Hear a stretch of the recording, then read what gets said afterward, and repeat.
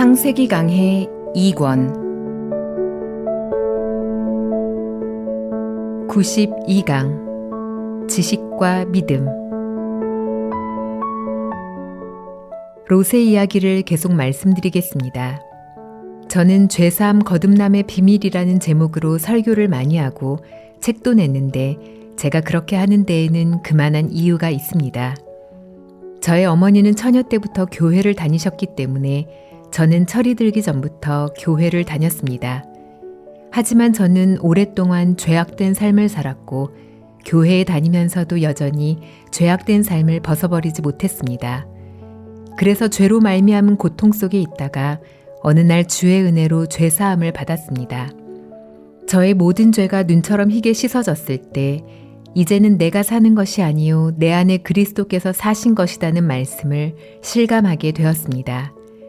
그때부터 그리스도가 제 안에 들어와서 제 마음에서 일하시는 것을 볼 수 있었습니다. 옛날에는 세상 쾌락이나 즐거움이 항상 제 마음을 끌었지만 이제는 하나님의 말씀을 읽는 것이 즐거워졌고 말씀을 이야기하는 시간이 마음의 기쁨이 되고 보람이 되었습니다. 음탕하고 더러운 생각들이 저도 모르는 사이에 제 속에서 떠나게 되었습니다. 그래서 저는 사람들을 만나는 대로 죄사함의 진리를 전해왔습니다. 제가 사람들에게 죄사함의 진리를 전하면 여러 가지 반응이 나타납니다. 마음의 말씀이 받아들여져서 정말 내 모든 죄가 사해졌구나, 눈처럼 희어졌구나 라는 마음을 가지고 죄에서 벗어나서 기쁜 삶을 사는 사람이 있는 반면에 어떤 사람들은 예수님이 십자가에 못 박혀 죽으셔서 내 모든 죄를 사했어. 맞아, 나는 죄가 없어. 라고 말은 하지만 마음은 여전히 죄에 매여 있습니다. 하나님은 사람의 행동이나 말을 보시는 것이 아니고 마음을 보십니다. 여러분이 죄가 없다는 말을 하면서도 마음이 죄에 눌려 있고 죄의 가책이나 부담을 느끼고 있다면 그것은 머리로 하는 것이지 마음이 죄에서 벗어난 것은 아닙니다. 여러분은 여전히 죄 아래 머물러 있는 사람이라는 것입니다. 죄에서 구원받는다는 것은 예수 그리스도의 보혈로 모든 죄가 눈처럼 씻어졌다는 것을 아는 것이 아니고 그것이 마음에 믿음으로 임해서 마음이 죄로 인한 가책이나 고통에서 벗어나는 것입니다. 그래서 오직 주의 은혜만 마음에 머물러 있는 상태를 말합니다. 그러므로 참된 구원이 임하면 죄와 싸우던 전쟁이 끝나버립니다. 육신의 정욕이나 음탕한 생각들과 싸우던 전쟁이 완전히 끝나고 죄에서 참으로 해방을 받으며 하나님께서 마음에 쉼을 주시기 때문에 날듯이 자유로워집니다. 그때부터는 하나님 앞에 나아갈 때 부담스럽지 않고 기쁜 마음으로 나아갈 수 있습니다. 제가 복음전도 집회나 수양회 때 청중들 앞에 서는데 그때마다 그리스도의 피가 어떻게 우리 마음의 죄를 씻는지 진지하고 상세하게 전했습니다. 구약시대에 양을 잡아 죄를 씻는 이야기, 로마서나 히브리서에 기록된 복음의 말씀들 등 신구약 성경 여러 말씀을 가지고 우리 죄가 어떻게 씻어지는지 말씀을 전해왔습니다. 그때마다 마음이 죄에서 해방받아 기뻐하며 현저하게 변화된 삶을 사는 사람들이 일어났습니다. 반대로 어떤 사람들은 복음을 이론으로는 알지만 마음이 여전히 죄에 눌려 있었습니다. 이 두 부류의 사람들은 그 뒤의 삶도 현저하게 차이가 납니다. 말씀이 마음에 임한 사람들은 죄에서 완전히 해방을 받고 쉼을 누리는데 말씀이 마음에 임하지 않은 사람들은 오히려 고통과 염려 속에 빠져듭니다. 그래서 저는 똑같은 말씀을 전했는데 왜 어떤 사람들에게는 말씀이 마음에 임하고 어떤 사람은 머리로만 알게 되는가? 어떻게 해야 말씀이 마음에 임하여 마음으로 죄에서 해방을 받고 거듭날 수 있는가라는 부분을 생각하지 않을 수 없었습니다. 그 후에 제가 깨달은 것은 자기 자신에 대한 소망을 잃은 사람은 하나님의 말씀을 받아들이기 쉽다는 것이었습니다. 내가 하나님을 위하여 무얼 한다는 것이 이제는 불가능하다. 이제는 죄를 안 지으려고 애쓰는 것도 불가능하다. 내가 하나님을 섬긴다는 것은 정말 불가능하다.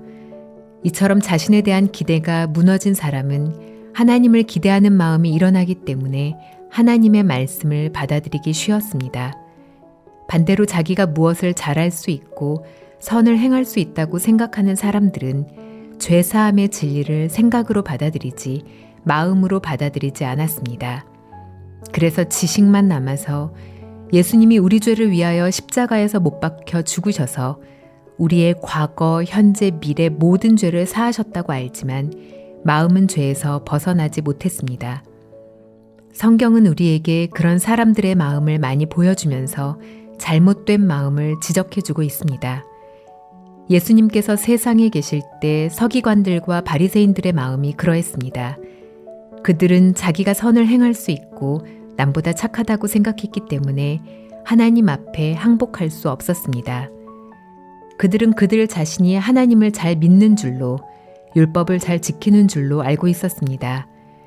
신약 성경에서 바리새인의 기도와 세리의 기도에 관한 이야기를 읽어보면 바리새인은 따로 서서 이렇게 기도했습니다. 하나님, 나는 일에 2번씩 금식하고 소득의 11조를 내고 이 세리와도 같지 아니함을 감사하나이다.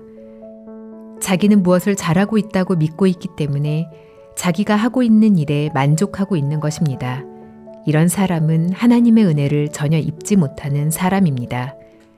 반대로 세리는 하나님이여 나를 불쌍히 여기시옵소서 나는 죄인입니다. 라고 감히 하늘을 우러러보지도 못하고 기도했습니다. 자기가 하나님을 위해서 잘할 수 없는 사람을 하나님이 도우십니다. 안타깝게도 오늘 얼마나 많은 사람들이 할 수 없으면서도 하나님의 은혜를 입으려고 하지 않고 자기가 하나님의 말씀대로 선하게 살고 죄를 짓지 않으려고 노력하며 삶의 변화를 받으려고 애쓰고 있는지 모릅니다. 그러한 사람들은 자기가 하는 일 속에 빠져 있기 때문에 하나님이 하신 일을 받아들이지 않습니다. 예수님께서 우리를 위하여 십자가에 못 박혀 죽으셔서 우리의 모든 죄를 사하셨다는 말씀을 듣지만 마음으로 받아들일 수 없다는 것입니다. 여러 회에 걸쳐 롯에 대해서 이야기했습니다. 롯은 바리새인과 같은 잘못을 범하고 있었습니다. 그런 사람에게는 아무리 그리스도의 구속에 대한 비밀을 이야기해도 머리로만 알 따름이지 마음이 죄에서 벗어나지는 못합니다. 여러분에게 중요한 것은 복음입니다. 예수 그리스도께서 나의 죄를 위해 무엇을 했느냐라는 사실을 깨닫는 것입니다. 그것을 깨달을 뿐 아니라 마음에 받아들이는 것입니다. 그런데 여러분이 지금 주를 위하여 무엇을 하려고 한다면 열심히 하려는 데에 빠져 있기 때문에 마음의 복음을 받아들일 수 없습니다. 머리로만 알게 되지 마음에는 임하지 않기 때문에 주님이 자신을 위해 죽으셨다는 사실을 알아도 마음은 여전히 죄로 인해 갈등하고 가책 속에 빠져서 벗어나지 못합니다. 자신이 주님 앞에서 하는 모든 것이 무익하다는 사실을 깨닫고 다만 주의 은혜만 바라보시기 바랍니다. 나는 아무 선한 일도 할 수 없고 말씀대로 살 수 없는 사람입니다. 말씀대로 살려고 무척 노력해봐도 무익했습니다. 불가능했습니다. 라는 마음을 가져야만 성령께서 여러분 속에 일하시고 하나님이 하신 일을 여러분의 마음에 받아들일 수 있습니다. 여러분이 하려고 하는 모든 것을 내려놓고 이제는 하나님이 여러분을 위하여 일하시게 되기를 바랍니다. 여러분은 쉬고 하나님이 일하셔서 은혜롭고 아름다운 삶이 이루어지게 되기를 바랍니다.